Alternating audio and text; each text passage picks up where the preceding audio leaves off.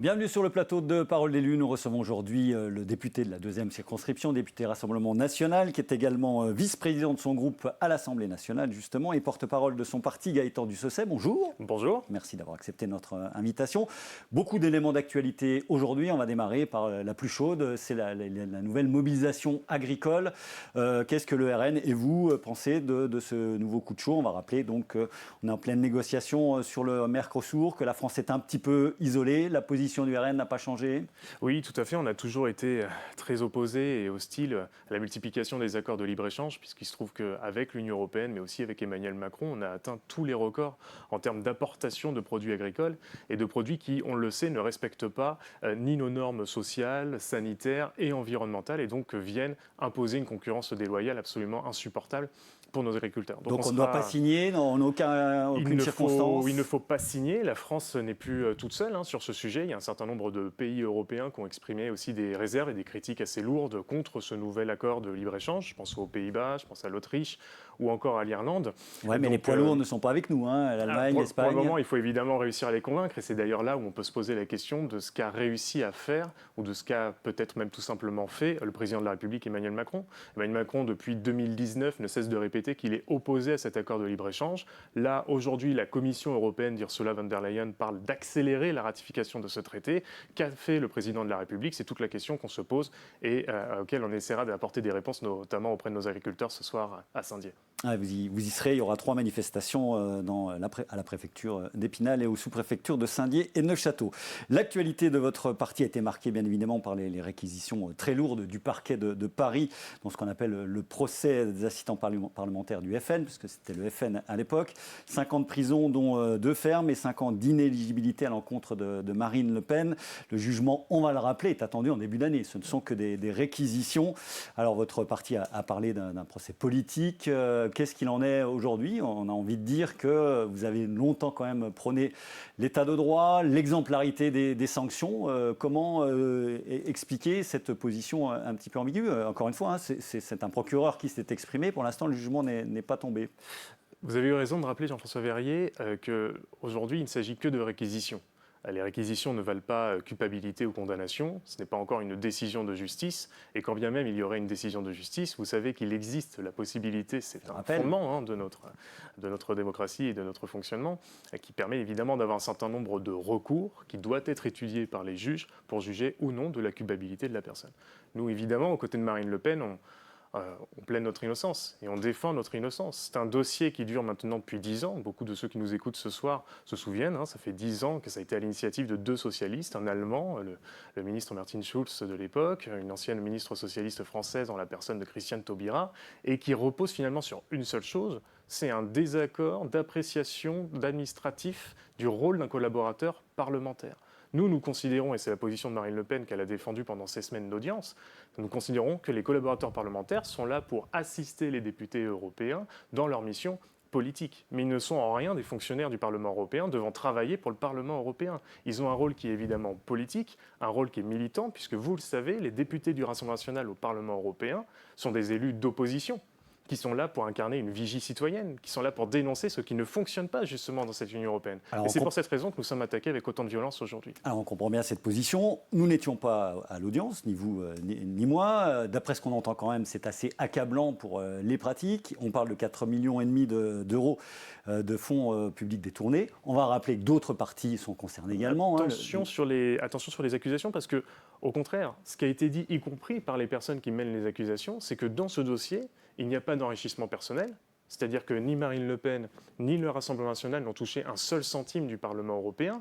Ce sont des enveloppes de collaborateurs parlementaires qui servent à payer le travail des collaborateurs parlementaires, et y compris ceux qui portent les accusations ont reconnu qu'il n'y avait pas d'emploi fictif. Les collaborateurs parlementaires ont bien travaillé dans leur mission pour assister les députés européens. Peut-être pas pour la fonction qui était dévolue. C'est là tout l'enjeu du procès. Ce qu'on conteste, parce que quand vous prenez un collaborateur parlementaire qui assiste un député européen du Rassemblement national, encore une fois, c'est un député qui est devant l'opposition.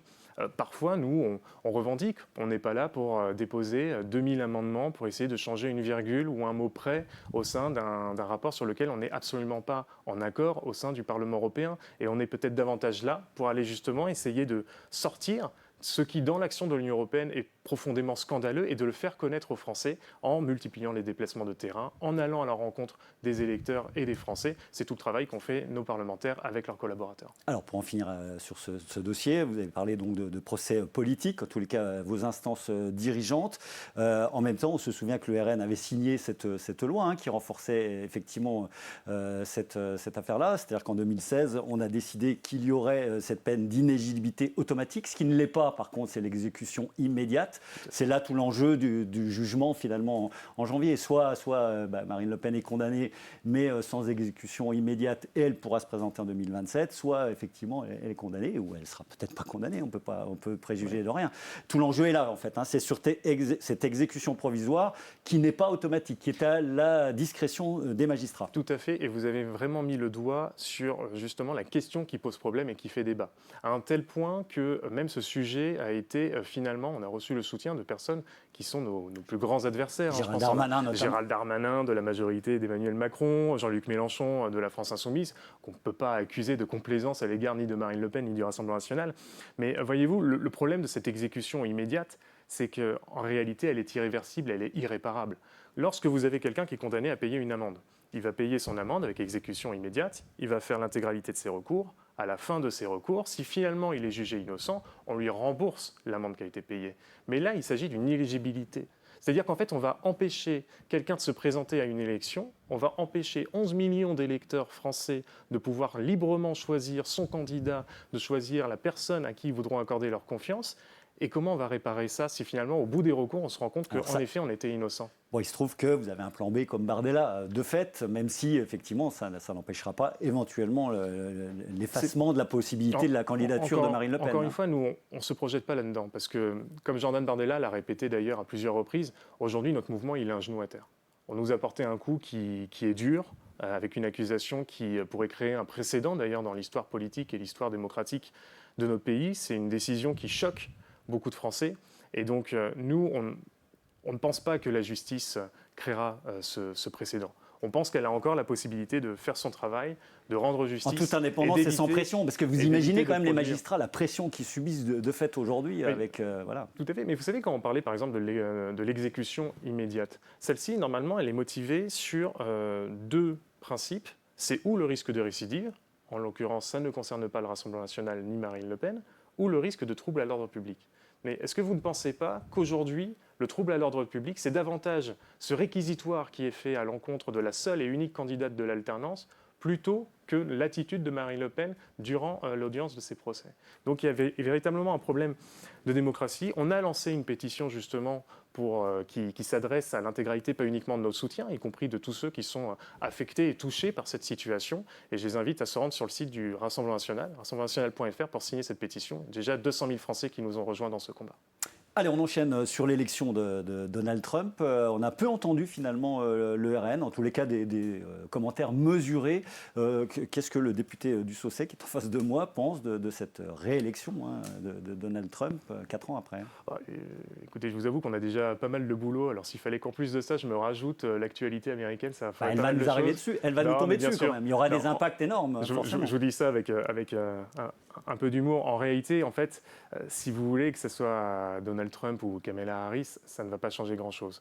Moi, je ne suis pas là pour émettre un jugement en tant que parlementaire français, député des Vosges. Je ne suis pas là pour émettre un jugement sur le choix souverain d'un peuple, en l'occurrence le peuple des États-Unis, qui ont fait le choix de Donald Trump. Choix massif, pour le coup. Un choix, oui, tout à fait, assez important. Je crois que c'est l'une des premières fois que le Parti républicain gagnait, cette fois en nombre de voix, plus qu'en nombre de représentants. Mais ce que veut dire l'élection quand même de Donald Trump, c'est que les États-Unis vont revenir un peu à l'offensive.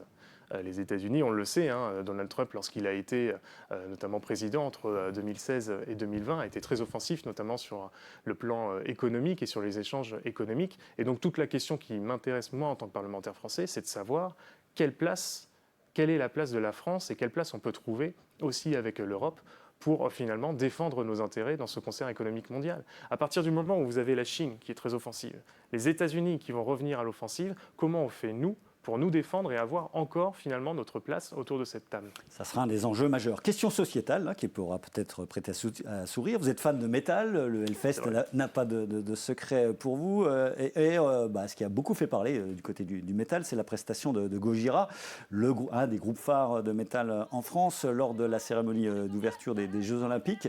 Les ultra-conservateurs, notamment, ont dénoncé une cérémonie très, très woke. Est-ce que vous avez une position plus nuancée, de par vos goûts même? Comment est-ce que vous avez vécu cette affaire-là?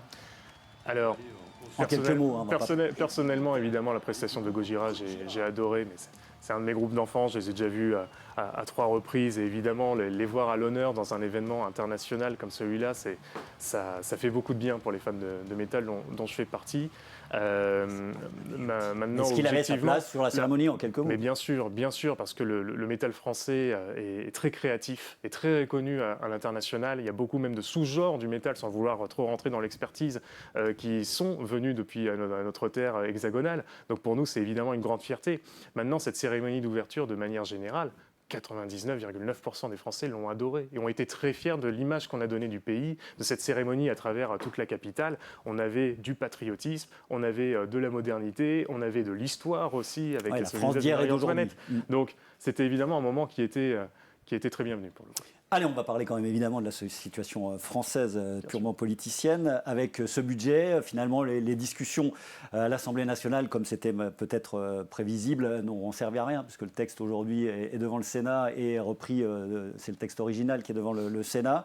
C'est compliqué, c'est quasiment une mission impossible pour Michel Barnier. Or, 49.3, on est bien d'accord, ça va finir comme ça? Oui, il y a de fortes chances. Alors, vous disiez que les débats ont servi à rien. Oui et non. Alors, oui, d'une certaine manière, parce que avec le texte originel. Le texte, pour que ceux qui nous écoutent et nous regardent puissent se comprendre, à partir du moment où en fait on n'a pas voté la première partie du budget, à savoir les recettes, c'est-à-dire tout ce qui concerne les taxes et les impôts, la création de nouvelles recettes pour l'État, eh bien c'est le texte initial du gouvernement qui repart au Sénat. Donc là, on est dans cette partie-là. Pourquoi je dis que quand même d'une certaine manière ça a servi à quelque chose? C'est que ça a servi finalement de savoir qui fait quoi et qui se positionne comment. Et notamment, ça a été un moment de vérité. Parce que pendant les premiers débats qu'on a eus autour de la création d'impôts et de taxes, on a remarqué une chose, et les Français avec nous, c'était l'absence totale des partis dits de gouvernement. Renaissance, le parti de Gabriel Attal et de M. Emmanuel Macron, n'était pas là, ne participait pas au débat. Le parti des Républicains de M. Laurent Wauquiez n'était pas là non plus. Il y avait un vide incroyable dans les sièges de la majorité de Michel Barnier, qui a engendré quoi? Eh bien, tout simplement, la multiplication de taxes zinzin, désolé pour le terme, mais de taxes zinzin de la part de l'extrême gauche et de la gauche du nouveau Front populaire. On s'est retrouvé avec des taxes sur les automobiles, des taxes sur l'électricité, des taxes sur l'alcool. Et c'est d'ailleurs grâce à la mobilisation des députés du Rassemblement national qu'on a permis de protéger justement le savoir-faire et les activités de nos microbrasseurs. Je pense par exemple à l'Opercule de Sonone. Donc, on a vu que tous les partis de la majorité de gouvernement étaient absents. Et c'est finalement le Rassemblement national qui a été le rempart à l'enfer fiscal que nous promettait le nouveau Front populaire. Allez, il nous reste 2 minutes 30, il va falloir faire très très vite. Comment est-ce qu'on en sort? Comment est-ce qu'aujourd'hui le pays, en attendant peut-être un nouveau basculement en juillet, puisque d'ici juillet il n'y aura pas de nouvelles élections législatives, comment vous voyez les choses? Est-ce que les partis doivent se parler ensemble? Est-ce qu'on doit négocier des choses, notamment sur la proportionnelle que vous appelez de vos voeux, en quelques mots? Nous, on le fait. On est constamment en train de proposer des textes qui vont dans l'intérêt, qui sont soutenus par une majorité de Français.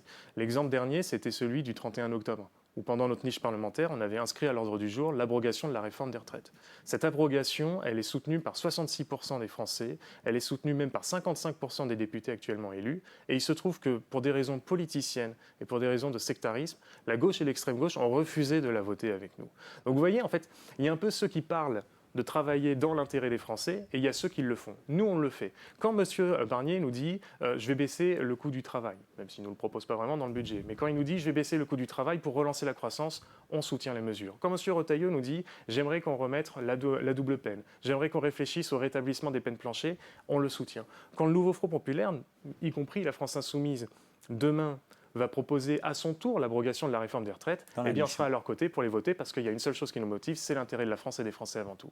Allez, les dossiers vosgiens maintenant. Vous êtes donc un député, et donc du travail de terrain sur les Vosges. Quel est votre emploi du temps moyen? Vous venez combien de jours dans les Vosges? Est-ce qu'on vous voit un petit peu? Approximativement, c'est à peu près la même chose pour chaque député. Vous faites du lundi au mercredi à l'Assemblée à Paris et ensuite du jeudi au dimanche en circonscription. Malgré vos fonctions nationales au niveau du parti? Bien sûr, mais ça, on arrive à faire un peu des deux. Là, pour l'instant, on est surtout dans le temps des échanges, des rencontres. On multiplie justement tous les déplacements avec mes équipes. 115 communes, on le rappelle. Terrain. Tout à fait, 115 communes sur la seconde circonscription. Et donc, on fait en sorte de ne pas aller que dans les événements, on va dire, institutionnels. On fait justement tout ce qui est vide-grenier, que ce soit Herpelmans, Saint-Jean-d'Ormont, que ce soit les bourses aux jouets de Moyen-Moutier, d'Étival, de Raran-l'Étape. On va absolument partout parce que ma priorité, justement, c'est d'aller vers ceux qui spontanément ne prendraient pas l'initiative d'aller solliciter le député.